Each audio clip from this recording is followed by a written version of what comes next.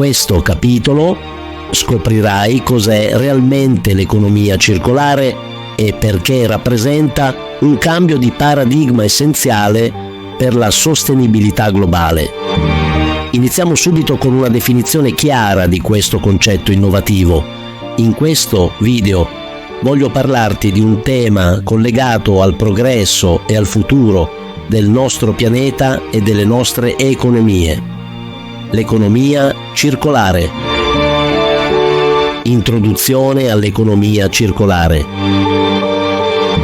L'economia circolare è un modello economico che mira a eliminare gli sprechi e a mantenere le risorse in uso il più a lungo possibile. Come abbiamo visto nel capitolo introduttivo di questo trattato, a differenza del modello lineare tradizionale basato sul prendere, produrre, smaltire, l'economia circolare si fonda su un approccio rigenerativo e a ciclo chiuso. Questo significa che i materiali vengono costantemente riutilizzati, riciclati o rigenerati, riducendo così la dipendenza dalle risorse vergini e minimizzando l'impatto ambientale. Ma perché l'economia circolare è così importante per noi manager?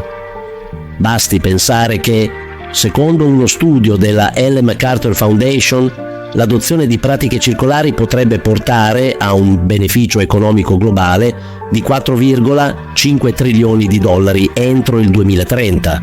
Inoltre, l'economia circolare ci offre l'opportunità di ripensare i nostri modelli di business, rendendoli più resilienti, efficienti e sostenibili nel lungo termine.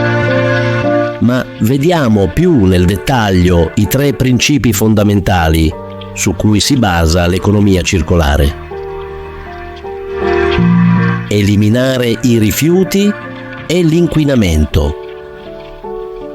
Questo principio si focalizza sulla progettazione di prodotti e processi che minimizzano gli sprechi e le esternalità negative fin dall'inizio. Invece di affrontare l'inquinamento e i rifiuti dopo che sono stati creati, l'economia circolare mira a prevenirli completamente.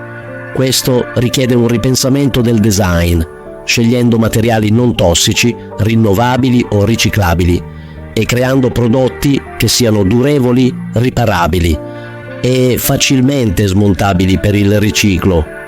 Ad esempio, la società di moda Outer Known utilizza filati riciclati e tinture non tossiche per creare capi che possono essere facilmente riciclati alla fine della loro vita. Secondo un report del World Economic Forum, l'industria della moda potrebbe ridurre le sue emissioni di CO2 del 39% adottando pratiche circolari come questa. Anche il settore degli imballaggi sta innovando in questa direzione. La multinazionale Unilever si è impegnata a rendere tutti i suoi imballaggi in plastica riutilizzabili, riciclabili o compostabili entro il 2025. Considerando che la produzione di imballaggi rappresenta il 40% dell'uso totale di plastica, questo tipo di iniziative possono avere un impatto significativo. Eliminando i rifiuti e l'inquinamento alla fonte, le aziende possono non solo ridurre il loro impatto ambientale, ma anche risparmiare sui costi dei materiali e della gestione dei rifiuti.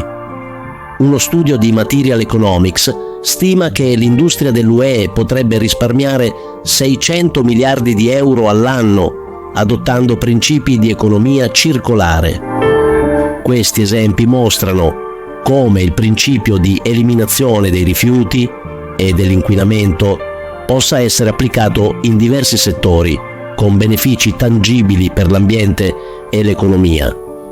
È un pilastro fondamentale dell'economia circolare che richiede innovazione, pensiero sistemico e collaborazione lungo l'intera catena del valore. Mantenere i prodotti e i materiali in uso. Qui l'obiettivo è massimizzare il valore estratto dalle risorse, favorendo il riutilizzo, la riparazione, la rigenerazione e il riciclo dei prodotti e dei componenti. In un'economia circolare, I prodotti sono progettati per durare e per essere facilmente riparati o aggiornati in modo da prolungarne la vita utile. Quando un prodotto raggiunge la fine del suo primo ciclo di vita, i suoi materiali sono mantenuti all'interno dell'economia, dove possono essere riutilizzati produttivamente, creando ulteriore valore. Prendiamo ad esempio il settore elettronico. Apple ha sviluppato un robot chiamato Daisy, che può smontare 200 iPhone all'ora, recuperando componenti preziosi come terre rare, rame e cobalto, che possono essere riutilizzati in nuovi prodotti.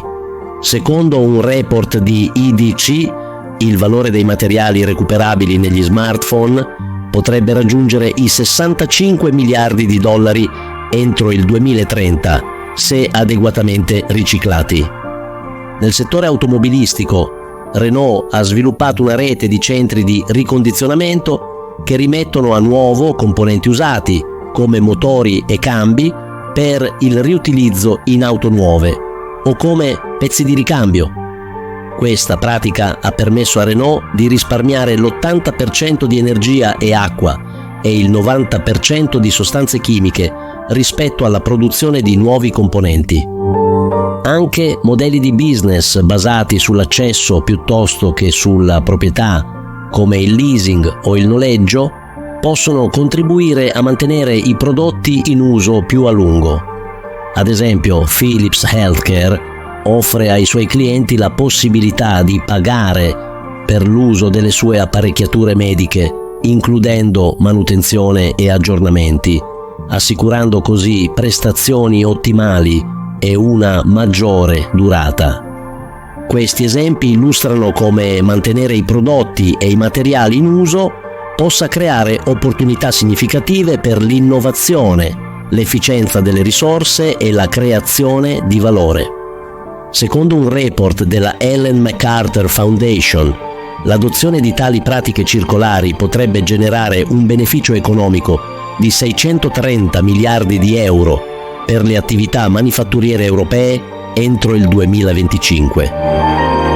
Rigenerare i sistemi naturali. L'economia circolare mira anche a promuovere la salute degli ecosistemi, ad esempio attraverso pratiche agricole rigenerative o l'uso di materiali rinnovabili. Questo principio riconosce l'importanza del capitale naturale e cerca di migliorare, piuttosto che esaurire, la salute del suolo, dell'acqua e della biodiversità. In agricoltura le pratiche rigenerative come l'agroforestazione, le colture di copertura e il compostaggio possono contribuire a ripristinare la fertilità del suolo, ridurre le emissioni di carbonio e migliorare la resilienza agli shock climatici. Ad esempio, General Mills si è impegnata a sostenere pratiche agricole rigenerative su 1 milione di acri di terreni agricoli entro il 2030. Secondo un report di Project Drawdown, l'adozione diffusa dell'agricoltura rigenerativa potrebbe ridurre le emissioni di carbonio fino a 23,2 gigatonnellate di CO2 entro il 2050. L'uso di materiali rinnovabili e biodegradabili è un altro modo in cui l'economia circolare può sostenere la salute degli ecosistemi. Aziende come Ecovative stanno sviluppando imballaggi e materiali da costruzione utilizzando miceli fungini, che sono completamente biodegradabili e possono essere coltivati su sottoprodotti agricoli.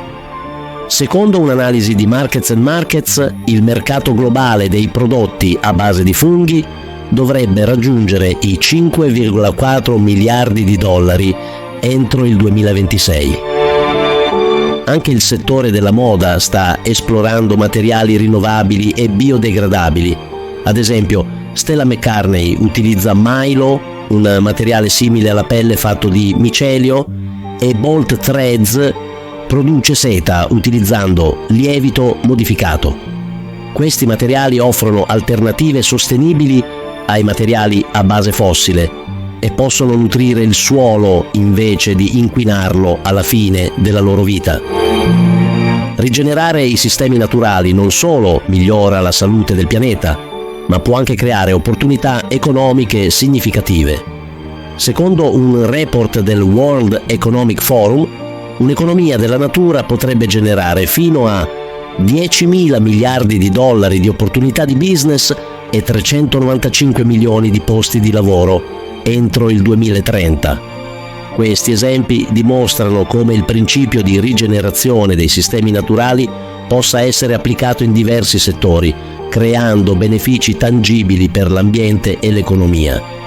È una parte essenziale dell'economia circolare che richiede una comprensione olistica dei sistemi naturali e una volontà di allineare le attività economiche con i cicli della natura. Adottare questi principi può portare a numerosi vantaggi, non solo per l'ambiente, ma anche per l'economia e la società nel suo complesso. Le aziende che abbracciano l'economia circolare possono infatti ridurre i costi, migliorare l'efficienza delle risorse, stimolare l'innovazione e creare nuove opportunità di business e di lavoro. Molte aziende stanno già abbracciando i principi dell'economia circolare con successo. Ad esempio, il colosso dell'arredamento IKEA si è impegnato a diventare completamente circolare entro il 2030, progettando tutti i suoi prodotti per essere riparati, riutilizzati, ricondizionati e infine riciclati. Ma come possono i manager iniziare a implementare i principi dell'economia circolare nelle loro organizzazioni? Ecco alcuni suggerimenti pratici. 1. Analizza il ciclo di vita dei tuoi prodotti e identifica le opportunità per ridurre gli sprechi e migliorare l'efficienza delle risorse. 2. Esplora modelli di business circolari come il Product as a Service o i sistemi di take back che ti permettono di mantenere il controllo sulle risorse e di massimizzarne il valore. 3. Collabora con i tuoi fornitori e partner per sviluppare soluzioni circolari lungo tutta la catena del valore, dalla progettazione alla produzione fino alla distribuzione e al fine vita dei prodotti. In conclusione, l'economia circolare rappresenta un'opportunità unica per costruire un futuro più sostenibile e prospero. Adottando i principi di eliminazione degli sprechi, di mantenimento delle risorse in uso e di rigenerazione dei sistemi naturali, le aziende possono creare valore per se stesse, per la società e per il pianeta. Spero che questo video ti abbia fornito una chiara introduzione all'economia circolare e ti abbia ispirato a esplorare ulteriormente questo tema. Nel prossimo video del trattato approfondiremo la storia e l'evoluzione di questo concetto innovativo. Continua a seguirci per scoprire come l'economia circolare sta rivoluzionando il modo in cui facciamo business. Alla prossima!